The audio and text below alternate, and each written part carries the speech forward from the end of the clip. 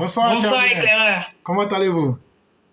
Je vais bien, merci, Dieu merci. merci. Et la journée s'est-elle Et bien passée? vous, Oui, je vais excellemment bien. la famille aussi, j'espère. La famille se porte comme un charme. Ah, Dieu merci. Merci, merci. Et vous-même? Ça va, on va pas se plaindre, ça va. Bon, Comme disait c'est vrai Leibniz, que comme disait Leibniz, nous sommes dans le meilleur des mondes et il faut apprécier ce qu'on a.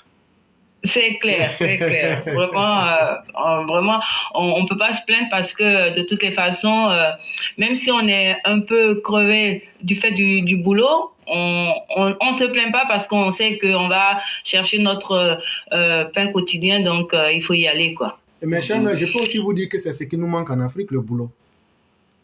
Et Hmm. grâce à Dieu, si on l'a en Occident, qu'on arrive à gagner dignement notre pain, il faut aussi dire vraiment gloire à Dieu parce que il n'y a pas d'honneur à demander ou à tendre la main. C'est vrai, c'est vrai. En Effectivement, tout cas, on effectivement. s'accroche, on s'accroche.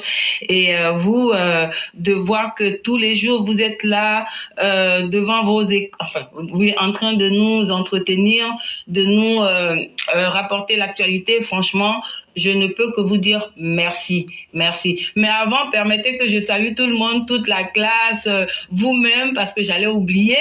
Et puis, encore une fois, dire merci pour tout le boulot que vous faites, pour tout le travail, vraiment pour le combat, que vous faites un combat digne, un combat pour l'égalité, pour la stabilité, pour le développement. Et ça, vraiment, le mot merci, il est trop juste, il est trop petit, vraiment. Et je dis aussi merci à tous les élèves de la classe qui sont là tous les soirs à mettre des cœurs, à partager et à sensibiliser. Mère Sally, je te fais un big up spécial. Ok, c'est pas parce que je ne suis pas là. Des fois, je suis en mode écoute ou alors je suis dans les transports, donc je ne peux que mettre des cœurs quand c'est possible, quand il y a du réseau. Mais sinon, j'écoute. Hein. Ok, donc ce soir, je me suis dit, il fallait quand même que je sorte pour dire merci à tout le monde. Et puis, c'est pas évident, c'est vrai, je viens d'arriver, mais je me suis dit que il était important que je puisse au moins donner ma petite contribution. Et j'ai envie de m'adresser à Soro pour lui dire vraiment de prendre son tabouret. Ce n'est pas le fauteuil, hein, parce que il a quitté le tabouret pour aller espérer prendre le fauteuil. Malheureusement, il n'aura aucun des deux. Mais moi, je lui prête mon tabouret. Donc, Soro Diom, apparemment, tu as dit que tu mettais fin à ton exil, mais au fond, pour moi, tu es encore en exil, puisque tu n'es pas encore retourné en Côte d'Ivoire, alors que là-bas, la justice t'attend. Et si tu n'as rien à te reprocher, s'il te plaît, prends tes valises, ne les laisse pas, je ne sais pas s'il il les a posées au Niger ou au Burkina, parce que je ne sais plus où il est en ce moment, parce que je l'ai vu au Burkina dernièrement. Je ne sais pas si c'est finalement au Burkina qu'il a envie de s'établir. Mais en tout cas, Zoro Diom, retourne en Côte d'Ivoire, va faire face à la justice. Si tu n'as rien à te reprocher, on t'attend pour t'expliquer, parce qu'il y a des chefs d'accusation contre toi. Donc, va faire face à la justice, comme je l'ai dit. Et sinon, pour moi, le fait que Soro aille voir les voisins ennemis de la Côte d'Ivoire, c'est vraiment, ça montre effectivement qu'il est dans son plan machiavélique de coup d'État. Parce que le fait d'aller saluer les putschistes, ça veut dire qu'il est parti chercher des appuis pour venir déstabiliser la Côte d'Ivoire. Voilà, donc nous sommes prêts. Nous lui disons que pardon, excusez-moi, je sais pas si vous voulez dire quelque chose, éclaireur. Non, non, non, on vous écoutait. Ah d'accord, ok, merci. Donc dire à Sorodium que apparemment il persiste dans la bêtise. Non seulement il a scié la branche sur laquelle il était assis, mais il continue à narguer nos autorités, à narguer surtout le président Ouattara. Et franchement, Sorodium, tu n'es pas sage, tu es un indigne fils de la Côte d'Ivoire. Et nous te disons que tout ce que tu es en train de tenter, nous te voyons, nous t'avons à l'œil. Et si jamais tu arrives à faire quoi que ce soit, avec l'aide des pays voisins, des pays ennemis. C'est simple.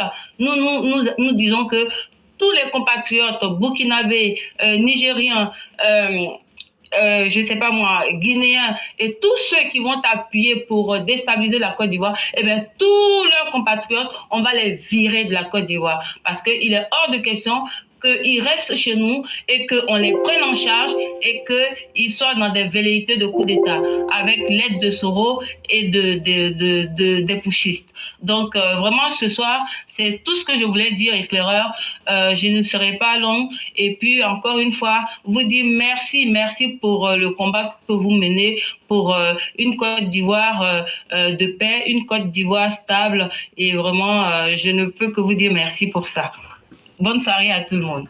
Vraiment, merci beaucoup, chère mère. Quand on entend une aussi belle voix, doublée d'intelligence et de sagesse, c'est nous qui vous disons merci d'être venus pour nous faire profiter de tout ce charme. Et j'allais profiter aussi pour dire que nous ne pouvons pas nous permettre de prendre notre temps pour plaisanter. Et ce que vous avez dit, c'est la même chose que nous avions dit et vous êtes encore venus réitérer. Le pays où une seule balle va quitter pour entrer en Côte d'Ivoire, les ressortissants de ce pays vont subir l'enfer sur la terre. En tout cas, nous disons cela et ils ne sont pas dans le jeu. Parce qu'à la minute près, nous allons inviter tous ceux qui le peuvent de s'attaquer aux ressortissants de ce pays. On ne va même pas hésiter une seconde. Et donc, c'est à vous de faire le choix. Si votre volonté, c'est de vouloir que la Côte d'Ivoire se détruise, alors on est dans le même canevas. Vous n'allez pas détruire la Côte d'Ivoire devant nous et nous tuer dans notre propre Côte d'Ivoire. Alors que ce que vous faites, nous ne pouvons pas nous le permettre dans vos pays. On ne peut pas être dans un pays, soit on aime le pays, on reste et on connaît sa place, ou bien on quitte ce pays-là et on montre toute sa haine. Mais rester dans ce pays, vouloir profiter de toutes les mannes de ce pays et en même temps chercher à détruire ce pays-là, c'est comme quelqu'un qui est assis sur une branche et qui veut scier la branche. La seule conséquence, c'est que c'est toi-même qui vas tomber dans le vide. Et ça, on va vous aider à le faire. Mais on va le faire tellement bien que, chère mère, il ne faut pas tergiverser pour leur dire qu'on va les rapatrier. On va les expédier à la mort. Commencez à préparer vos cercueils. Parce que ce que Laurent Gbagbo vous a fait, vous nous avez dit que vous étiez mis avec lui. Mais on va vous montrer ce que c'est que la difficulté, ce que c'est que la vraie souffrance. Nous, on va vous faire sentir ça. Nous sommes des milliers, pour ne pas parler presque du million, et on ne va pas hésiter. Et tout le monde sait ce que nous disons, nous faisons.